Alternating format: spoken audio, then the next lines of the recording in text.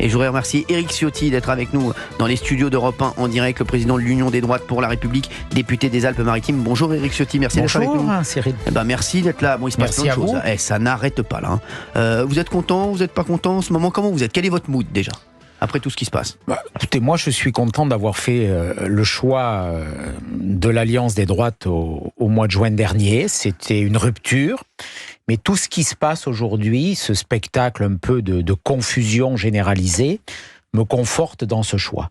On n'a pas gagné, malgré 11 millions de voix, ce qui place notre alliance, celle de l'UDR que je préside, celle du Rassemblement national de Jordan Bardella et Marine Le Pen, très largement en tête. Mais on n'a pas gagné parce que tous les autres se sont alliés, de certains de mes anciens amis de LR jusqu'à LFI. Moi je regarde quand même aujourd'hui, c'est pour ça que je me dis je suis à l'aise avec mes convictions, parce que qu'est-ce que font des gens avec lesquels j'ai milité dans cette alliance contre nature? C'est extrêmement choquant, et je crois que plus le temps va passer, plus on regardera de façon très sévère ceux qui ont appelé à voter LFI, comme Gabriel Attal quand même. Il a dit que ce n'était pas un problème de voter LFI. Ceux qui ont bénéficié des retraits de la gauche, des macronistes. Cette alliance, finalement, qui n'avait qu'un objectif, empêcher que la droite gouverne, qu'il y ait un vrai changement. Et aujourd'hui, ce qui se passe, c'est une espèce de gouvernement sans cap, sans direction, on verra bien, qui va allier des socialistes, des républicains, des macronistes, qui est quand même sous la domination de M. Macron, très clairement. Et ce gouvernement, je lui laisse le bénéfice du doute. Moi, je souhaite... Vous connaissez bien Michel Barnier? Oui, je le connais très très bien. C'était la présidence de LR, c'était mon conseiller diplomatique. Donc, on a travaillé ensemble. C'est quelqu'un qui a un long parcours dans la vie politique française, qui est respectable, mais il est prisonnier d'un système. Il est prisonnier d'une alliance. Quand je vois aujourd'hui qu'il a reçu, vendredi dernier, Madame Tondelier, qui est une des 4... actrice du nouveau Front populaire, qu'il reçoit aujourd'hui les communistes, quand même, avec tout ce que ça représente, et que pas un message pour les formations qui ont eu 11 millions de voix.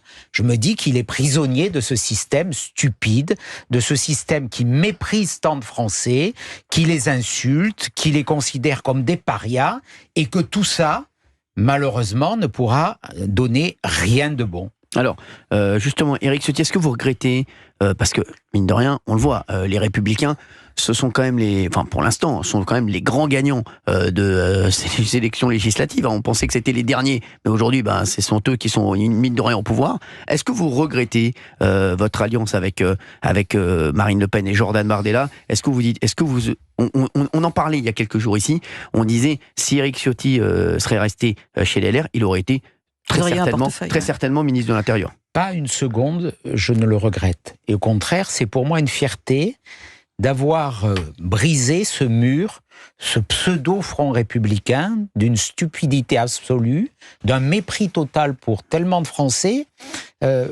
Gouverner dans ce contexte, non, je n'en ai aucune envie. Gouverner avec qui? Avec des socialistes? Peut-être avec des communistes, gouverner avec M. Macron. Pour l'instant, il n'y en a pas. On verra. Je ne sais pas, vous avez peut-être des confidences sur le gouvernement. Non. Moi, j'en ai pas. Nous verrons qui sera nommé. Je vois qui est consulté. Ça traduit que peut-être on fait des demandes à ces formations politiques. En tout cas, nous, très clairement, nous sommes, je dirais, dans le même cap pour l'alliance des droites, pour le redressement du pays. Et donc, pour répondre à votre question, en toute sincérité, moi, je suis très à l'aise. J'ai le sentiment d'être fidèle à mes valeurs, à mes convictions, et pas d'être dans une forme de compromission. Alors, Olivier d'Artigol. J'entends, Éric Ciotti, ce que vous dites sur le Front républicain et sa stupidité. Mais les électrices et les électeurs, les Français, au second tour de l'élection législative, avaient la possibilité de doter l'alliance que vous formez avec le Rassemblement national d'une majorité relative forte ou même d'une majorité absolue. Ils avaient le bulletin de vote à portée de main avec à côté le bulletin du Front républicain. C'est quand même les Français et le suffrage universel qui ont décidé de cette situation politique. C'est aussi les appareils, ce sont aussi les appareils politiques, parce qu'il y a eu le retrait.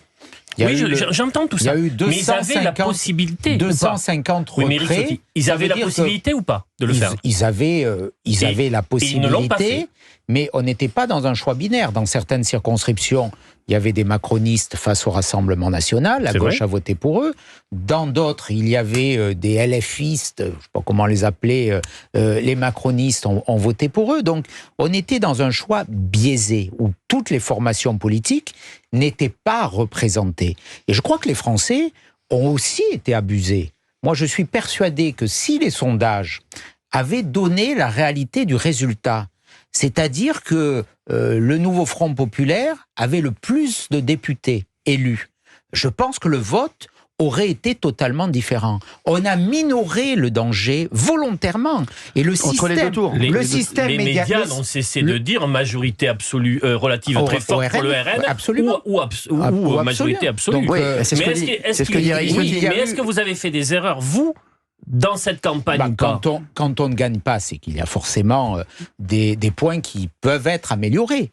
Et nous y travaillons, mais je suis persuadé que les élections législatives, si elles avaient lieu dimanche, on ne refait pas l'histoire, hein, donc c'est un débat un peu stérile, mais si elles avaient lieu dimanche, les Français, ils auraient une crainte, c'est voir que le nouveau Front populaire arrive à nouveau en tête. Et je pense que le barrage, il serait là. Et le meilleur barrage contre le nouveau Front populaire, c'est naturellement l'Alliance des droites. Parce que, quelle hypocrisie quand même. Quand je vois certains qui ont dit « danger absolu du nouveau Front populaire », après l'élection, et qui ont bénéficié de leur voix. C'est vrai. Ou qui ont même appelé, même appelé à voter pour le nouveau Front populaire. Ça veut dire que les Français, ils ont été trompés, ils ont été abusés. Donc il y a quelque part aussi de cette manipulation dans une élection où le second tour a été très différent du premier. Au premier, nous sommes arrivés très largement en tête. Nous arrivons en nombre de voix également, mais ce scrutin à 2 tours, avec des retraits un peu contre nature, bon, il y a eu des retraits dans des circonscriptions de membres éminents des Républicains. La candidate du nouveau Front populaire s'est retirée au profit de M. Wauquiez. La candidate LFiste s'est retirée au profit de Mme Genevard. Le candidat NFP s'est retiré au profit de Mme Tabarot dans sa circonscription. Et tout cela n'avait pas de candidat de la Macronie au premier tour. Donc, moi, on peut me reprocher plein de choses. Je les assume. Et quelque part, j'en suis fier. Mais en tout cas, mon alliance, elle a été publique. Elle a été devant des millions de Français aux 13h de TF1. D'autres ont fait une alliance, des alliances, sans dire leur nom. Une alliance avec M. Macron. Finalement, ils ont fait la même analyse que moi, en disant qu'au scrutin majoritaire, quand on est tout petit, ce qui était le cas de LR, trop faible, il faut s'allier, s'arrimer à un gros bloc. Moi, j'ai voulu cette alliance des droites. Eux, ils ont fait une alliance au premier tour avec la Macronie et au deuxième avec le nouveau Front populaire. Et aujourd'hui, ils sont prisonniers de ce système. C'est pour ça que je redoute que rien ne sorte de bon de ce gouvernement, parce qu'au mieux, il sera impuissant et immobile pour faire de peine à personne. C'est la logique du Front républicain. Depuis 40 ans, M. Mitterrand a créé ce Front républicain. Il a créé ce Front républicain pour casser la droite. Et il a créé le Front républicain pour qu'il n'y ait pas une politique de droite. Parce que quand la droite est au pouvoir, c'est une fausse droite. Elle est timorée. Et on a besoin aujourd'hui, compte tenu du d'urgence du pays, d'une droite qui a un peu de caractère. Quoi. Justement, Éric Ciotti, la droite au pouvoir. Pas dire autre chose. La droite au pouvoir, on a eu une info aujourd'hui qui est tombée, Gauthier Lebret, et la droite au pouvoir, on n'a pas l'impression qu'elle est au pouvoir. Oui, on s'attendait à des mesures fortes sur la sécurité, sur la lutte contre l'immigration illégale, et la première mesure concrète du nouveau Premier ministre Michel Barnier, qui fuite dans la presse grâce à Gérald Darmanin, c'est une hausse des impôts sur les entreprises profitables et les ménages les plus aisés. Éric Ciotti, Michel Barnier augmente les impôts, vous le censurez ou pas ? Nous verrons bien si cette information est vérifiée. Moi, Matignon a confirmé.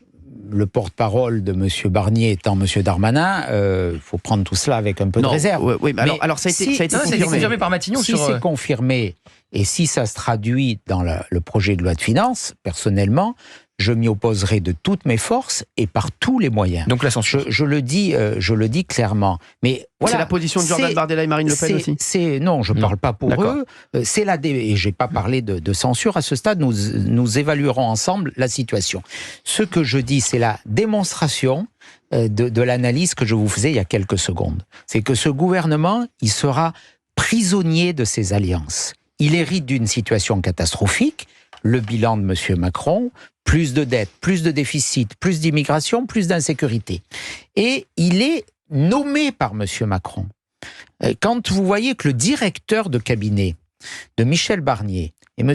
Fournel, qui était le directeur de cabinet de Bruno Le Maire, l'homme des 1000 milliards d'euros de dettes supplémentaires, l'homme de la dette, l'homme des déficits, et que ce M. Fournel, qui est sans doute un fonctionnaire respectable, que je connais par ailleurs, est l'intime de M. Koller, le secrétaire général de l'Élysée. Ça veut dire quoi? Ça veut dire que M. Macron a nommé le directeur de cabinet de M. Barnier, et qui est un homme beaucoup plus important que n'importe quel ministre. La réalité, elle est là. Il sera inconnu du grand public, mais dans une équipe gouvernementale, le pivot de l'organisation de cette équipe gouvernementale, du gouvernement, c'est le directeur de cabinet du Premier ministre. Eh bien, le directeur de cabinet du Premier ministre, il a été nommé, désigné, en tout cas en catimini, par M. Macron. Donc, on voit bien, mais cette hausse des impôts, quand même, comment, alors que nous sommes le pays au monde qui, chaque année, Cyril, gagne à la Coupe du Monde des impôts. Je viens de le dire. La France... Vous étiez là? Je l'ai dit il y a 10 minutes. La France, chaque année, et depuis de nombreuses années, en tout cas depuis que M. Macron est président de la République, non, même avant. Et avec M. Hollande également, peut-être même avant aussi, C'était qui? C'était M. Sarkozy, mais on en parlera dans un instant. J'ai dit des choses et on en parlera. Oui. Systématiquement, on a les prélèvements obligatoires les plus hauts. 46% de notre richesse nationale, même 48% selon Eurostat. Ça veut dire que la moitié de ce qu'on produit est prélevé par des impôts. C'est un handicap considérable. Pourquoi? Parce que ça pèse sur le pouvoir d'achat des ménages. Parce qu'une partie de leur revenu est prélevée pour l'État, pour dépenser, et ça pèse sur les entreprises qui, dans la compétition internationale, ont plus d'impôts et de charges, c'est-à-dire qu'ils courent un 100 mètres avec des boulets aux pieds. Donc c'est un drame, ces prélèvements obligatoires. C'est ça qui nous handicape. Et on a parallèlement, et c'est totalement lié, les dépenses publiques les plus élevées. La logique voudrait, surtout quand on est de droite, de dire on s'attaque aux dépenses publiques, on réforme l'État. Il y a un récent rapport du gouverneur de la Banque de France qui dit on peut faire 80 milliards d'euros d'économies si on administre mieux le pays. On peut réformer les collectivités locales. Il y a plein de bazars qui servent à rien, des agences, des machins. Pourquoi ils ne le font pas, les autres? Parce qu'il n'y a pas le courage, il n'y a pas la volonté, parce qu'il n'y a pas la réforme. Nous, on l'aurait fait si on avait eu la majorité absolue, avec le soutien fort d'une majorité à l'Assemblée. Là, la coalition, elle va plaider sur des mesures qui sont contraires à l'intérêt général. Mais dire qu'on va augmenter les impôts à nouveau, une fois de plus, c'est une paresse intellectuelle totale.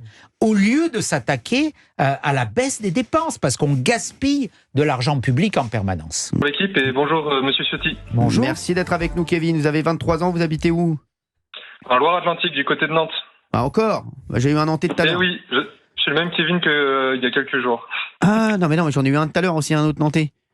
D'accord, la prochaine fois, ce que vous faites, vous vous regroupez, vous m'appelez tous ensemble. Ok les chéris? Non, je rigole. Merci beaucoup, Kevin. Vous avez une question pour Éric Ciotti. Vous faites quoi dans la vie, Kevin? Là, je suis, je viens d'avoir mon master ressources humaines. Bravo. Voilà. À 23 ans, vous avez déjà le master? Oui, c'est l'âge en général, si on a pas doublé. C'est bon, Kevin. Oui. Qu'est-ce que vous voulez insinuer par là? Benaïm a eu son master, il avait 46 ans. Hein. Donc c'est bon, merci Kevin. Kevin, Éric Ciotti est là, il vous écoute, il est là en direct pour répondre à toutes vos questions. Oui, du coup, j'avais une question pour Monsieur Ciotti. Je voulais savoir quel avenir voit-il à son parti, donc l'UDR. Quelle sera sa relation par rapport au LR? Est-ce qu'il le voit plutôt comme un parti voué à supplanter les LR ou à les absorber? Voilà. Ce parti va remplacer LR. Parce que LR, aujourd'hui, va se diluer dans la Macronie. Très clairement. Donc, l'UDR, c'est le parti qu'avait fondé le général de Gaulle en 67. C'est un parti qui a cette filiation gaulliste. Je suis gaulliste. Et c'est un parti qui a une deuxième force, c'est l'union des droites. Donc, nous avons une histoire, celle du gaullisme. celle de la continuité de la famille gaulliste qui ne peut pas se dissoudre dans le macronisme. Et donc, ma formation politique, eh bien, elle a vocation à être une formation politique de droite, une grande formation politique. On a une vingtaine de parlementaires dans nos 3 assemblées, un groupe à l'Assemblée nationale, des sénateurs, un député européen. Depuis 15 jours que j'ai lancé cette formation, plus de 10 000 adhérents sont arrivés. Et tous les jours, j'ai des élus, et notamment des élus locaux, qui considèrent que le spectacle actuel les invite à adhérer à ma formation politique. Donc elle a naturellement un grand avenir et je vous invite à y adhérer. Merci Kevin d'avoir été avec nous. Ça vous va la réponse ? Oui, ça me va. Je voulais peut-être une autre question, si c'est possible. Alors, Kevin, avec grand plaisir, sur Europe 1, vous voulez poser une autre question. Il faudra juste, je vais vous laisser mon RIB, vous me faites un petit virement. Merci. Non, Kevin, allez-y. Oui, du coup, Monsieur Ciotti, je voulais savoir aussi si vous aviez, par exemple, des noms de grands pontes, on va dire LR, avec qui vous êtes proche, qui pourraient vous rejoindre. Je pense peut-être à Monsieur Bellamy, par exemple. Pour l'instant, je n'annoncerai pas de nom, mais je dirais que le sujet n'est pas là. François-Xavier Bellamy, on a pour beaucoup, pas sur tous les sujets, mais sur beaucoup de sujets, les mêmes convictions. Je regrette que, comme d'autres, il ne m'ait pas suivi, parce que, en ne m'ayant pas suivi, finalement, ils ont favorisé l'arrivée en tête du nouveau Front populaire. C'était ça la seule conséquence du fait qu'on n'a pas porté tous ensemble cette union des droites. Mais voilà, encore une fois, je crois avoir brisé ce tabou.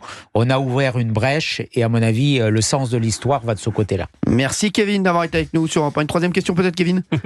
Non, c'est bon. Merci à vous d'avoir accepté mon appel. Merci Kevin d'avoir été avec nous sur Europe 1. Merci beaucoup. Et c'est vrai, je suis bien ici. Alors, j'ai une petite info sur le ministère de l'Intérieur, parce que pour moi, c'est pas Retailleau, c'est pas Laurent Wauquiez. Alors, je vous le dis, Gauthier Lebret vient de me dire David Lisnard. Pour moi, c'est non. C'est faux, justement que ça m'avait été démenti par un ministre du gouvernement. Et je crois, et je pense que ça va se terminer par Laurent Nunez. Ça, c'est vraiment pas bien. Il faudrait qu'on diffuse ce qu'on se dit pendant la pub aussi. Non, mais je le sens comme ça. Moi, je pense qu'il y a une finale Laurent Nunez, Bruno Retailleau. Bruno Retailleau, parce que si c'est Laurent Nunez qui est nommé, ça voudra dire que c'est Emmanuel Macron qui a eu le dernier mot et pas Michel Barnier. Laurent Wauquiez, c'est impossible parce que c'est un tremplin, le ministère de l'Intérieur. On l'a vu avec Nicolas Sarkozy vers la prochaine élection présidentielle. Moi, j'ai une petite info. Ah bon ? J'ai une petite info, mais je vous le dis, hier, a priori, il y a eu un petit accrochage entre Michel Barnier et Emmanuel Macron. Oui. Vous le savez. C'est partout dans la presse. Non. Plus que ce que... Oui. Hier, c'était chaud. Ah bon ? Ouais, c'était chaud. Je vous le dis.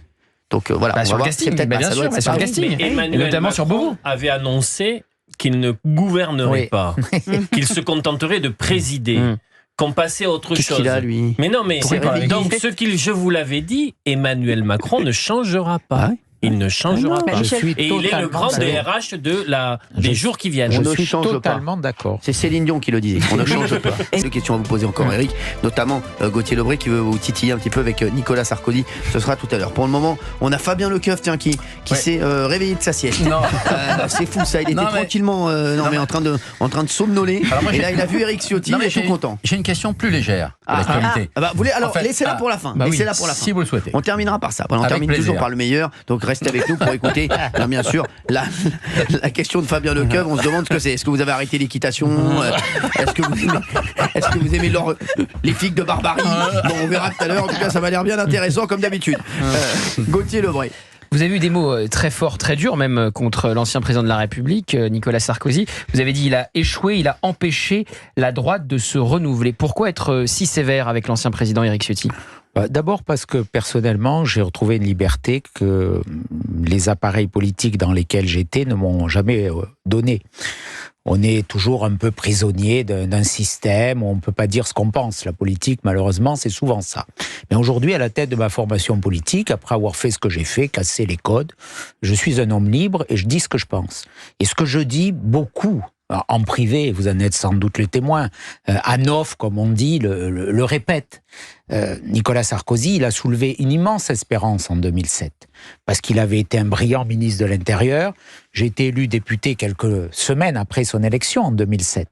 Il y avait une immense espérance. Il fait 32% au premier tour de l'élection présidentielle. Il y a une immense participation. Il est élu au second tour face à Ségolène Royal, alors que ça devait être le tour de la gauche, après 12 années de présidence Chirac. Donc il y a une immense espérance. Et les gens attendent une vraie politique de droite. Moins d'immigration, plus de sécurité. Ce qu'il avait fait à Beauvau. Et là, incontestablement, il y a une déception. Alors il a des circonstances atténuantes. Il y a eu la crise, mais 2012, il perd. Et si on a perdu, il faut se demander pourquoi. Ça veut dire que ce qui a été fait ne répondait pas aux attentes des Français. Il dit toujours, c'est en 2007 que le Front National n'a jamais été aussi bas. C'est vrai, mais il oublie de dire qu'en 2012, il remonte. Il reprend 10 points. Ça veut dire qu'il y a une déception. Et moi, je fais partie de ceux, je lui ai toujours dit, qui considèrent que s'il a perdu, c'est pas parce qu'il a été trop à droite, c'est parce qu'il n'a pas été assez à droite. C'est parce qu'il n'a pas mis en application le discours de Grenoble, qui était remarquable, qu'il n'a sans doute pas suffisamment suivi Patrick Buisson.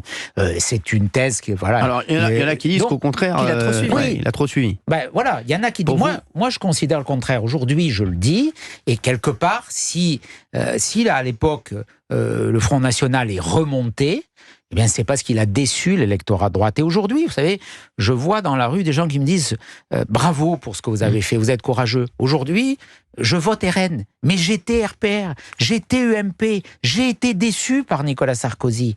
Alors, je ne vais pas dire ce qu'il n'a pas passé, parce que j'ai eu une lettre de cette entreprise, vous savez, les G qui nettoient, bon, je crois que ça s'appelle le Karcher, qui a été passé ou pas. L'entreprise susnommée m'a écrit en disant attention, ne pas citer la marque. Bon, j'en ai beaucoup rigolé, parce que j'en suis un utilisateur, donc je leur ai écrit en disant que je ne voulais pas porter atteinte à cette marque dont je dis l'efficacité. C'est fou, ouais. Mais j'ai beaucoup ri en lisant cette lettre. Mais néanmoins, voilà, il y a eu une déception. Et puis ensuite, j'ai été le témoin, la guerre Fillon-Copé, la montée des uns et des autres, où systématiquement, chaque fois, dès qu'il y avait une tête qui sortait du panier, il s'évertuait à ce qu'elle redescende.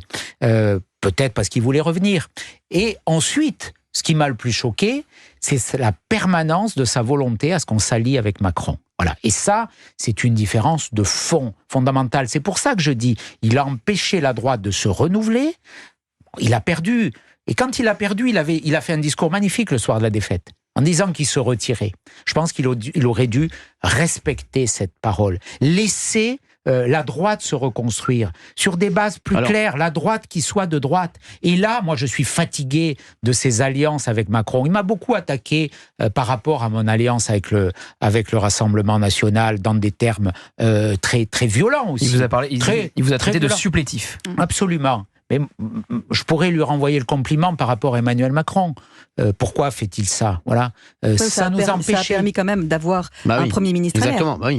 Heureusement. On verra pourquoi faire. Oui, mais quand même, on a évité le pire quand même pour Valérie Benaïm. Oui, enfin, moi, je ne sais pas si c'est le pire, mais en tout cas, c'est ce qui permet à 47 députés d'être représentés et qu'ils étaient les perdants et ils deviennent les gagnants. Vous savez, la vie politique, elle est cohérente. On ne peut pas être les gagnants alors qu'on a été les perdants d'une élection. C'est-à-dire que vous ne donnez aucun crédit au gouvernement qui arrive? Il n'y a qu'une vérité, c'est celle des urnes. Et il y a 11 millions de Français qui ont voté dans un sens, qui aujourd'hui sont considérés comme des parias de la République. Et cette vague, elle continue à monter, elle va monter encore, j'en suis persuadé. Non, mais c'est vrai que, bon, en tout cas, politiquement, il a fait un coup énorme. Les LR, ils étaient à la ramasse totale. 47 députés, ils se retrouvent à dire on veut un tiers du gouvernement. C'est quand même un coup énorme. C'est le braco du siècle, pour reprendre une question de Valérie il y a quelques jours. Mais j'ai une question à vous poser sur Laurent. Comment tout ça se termine. J'ai une question à vous poser sur Laurent Wauquiez. Parce que vous avez pris les clés du camion LR à un moment donné, avec un deal avec Laurent Wauquiez pour le préparer à la prochaine élection présidentielle. Ça a été votre accord politique et humain, très certainement. Aujourd'hui, les semaines que vous venez de vivre, est-ce que vous vous dites, le concernant, je me suis trompé politiquement et humainement, car il est celui qui, à la tête du groupe LR aujourd'hui, est en train de dealer, pour le coup, avec Emmanuel Macron, c'est-à-dire une stratégie à l'inverse. J'ai eu l'occasion de lui dire, mais ça fait longtemps que je pense qu'il a sans doute raté des occasions. Laurent Wauquiez est quelqu'un de très talentueux, qui a un parcours brillant, qui est qui a été un élu local, notamment à la tête d'Auvergne-Rhône-Alpes, très, très, très brillant. Il a du talent. Après, je pense qu'il a manqué beaucoup de rendez-vous, parce que la vie politique, c'est aussi prendre des risques, c'est aussi avoir du courage. J'ai eu l'occasion de lui dire... Pour le coup, aujourd'hui, il prend son risque. Il n'a pas été candidat à la primaire. Et il n'a pas... Bon, nous verrons bien. Moi, je lui souhaite le meilleur, mais je lui ai fait part de mon scepticisme sur sa stratégie. Ouais, pourquoi vous gueulez d'Artigol? C'est le sud-ouest, on est un peu plus haut que la moyenne. Partout où il arrive, deux baguettes. C'est un fou ce mec. Calmos, il a la feu sacré. On a Evan en ligne. Bonjour, merci d'être avec nous, Evan. Bonjour Cyril, bonjour. Bonjour Evan, merci, merci d'être avec nous sur Europe 1, Evan. On est ensemble jusqu'à 18h. Je vous rappelle qu'en fin de soirée, c'était Stragoffer qui sera avec vous jusqu'au bout de la nuit. Evan, vous faites quoi dans la vie? Entrepreneur. De quoi? Je monte un projet, mais je préfère pas trop en dire. Hein. D'accord, c'est un petit peu comme Valérie Vianney, il me demande beaucoup de choses, mais on n'en voit pas beaucoup de résultats. Evan, vous habitez où? Angers. Angers, je connais très bien. Angers. Belle ville. Vous savez que alors, elle a été classée, je crois, une des villes où il fait le plus bon vivre en France. Tout à fait. Je me trompe pas, Evan. Premier, tout le temps. Premier tout le temps. Je viendrai vous voir si je suis dans le quartier. Ça marche. Je vais peut-être acheter des fougasses ce week-end. Je passerai par Angers. Des fouets. Evan voulait poser une question à Éric Ciotti, qui est notre invité sur Europe 1 en direct. Oui, monsieur Ciotti. Donc, monsieur Thierry Breton vient de poser sa démission en tant que commissaire européen. Donc, quel regard portez-vous sur ce fait-là? Et plus largement, quel regard aussi portez-vous sur la politique de madame Ursula von der Leyen à la Commission européenne? Moi, je suis assez stupéfait de ce qui s'est passé. Que madame von der Leyen ait limogé d'elle-même, parce que c'est ça la réalité, un commissaire européen français, quelque part avec la complicité de M. Macron, qui a sans doute vu l'opportunité de placer un copain, M. Séjourné. Thierry Breton n'a pas démérité, je crois qu'il a bien servi la Commission européenne, les intérêts de l'Europe, notamment par rapport aux GAFAM. Il a été remercié comme un malpropre. C'est soit le signe d'une duplicité du président de la République, soit le signe d'une insigne faiblesse de notre pays. C'est sans doute un peu des deux. La France est affaiblie en Europe, notre voix compte point, et Madame von der Leyen fait ce qu'elle veut. Bon, j'ai une piètre opinion de Madame von der Leyen. On avait d'ailleurs dit avec François-Xavier Bellamy, et il a fait, que nos députés qui ont été élus avec LR aux élections européennes ne voteraient pas pour l'investiture de Madame von der Leyen.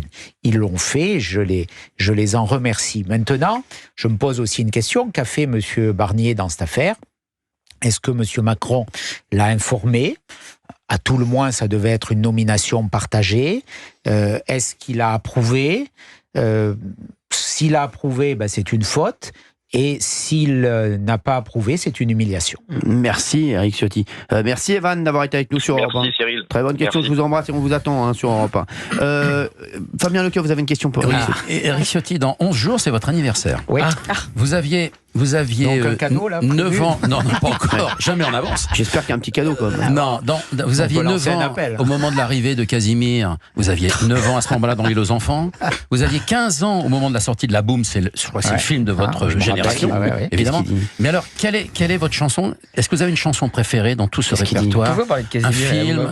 Pourquoi quel est le premier disque que vous avez acheté, le 45 tours? C'était le vinyle encore à l'époque. Ouais, alors je me rappelle du tourne-disque, il était orange dans ma chambre, et je pense, souvenir, je ne sais pas si je l'ai acheté ou si on me l'a offert pour mon anniversaire, mais c'était un disque de Claude François, c'était le lundi au soleil. Non, d'accord.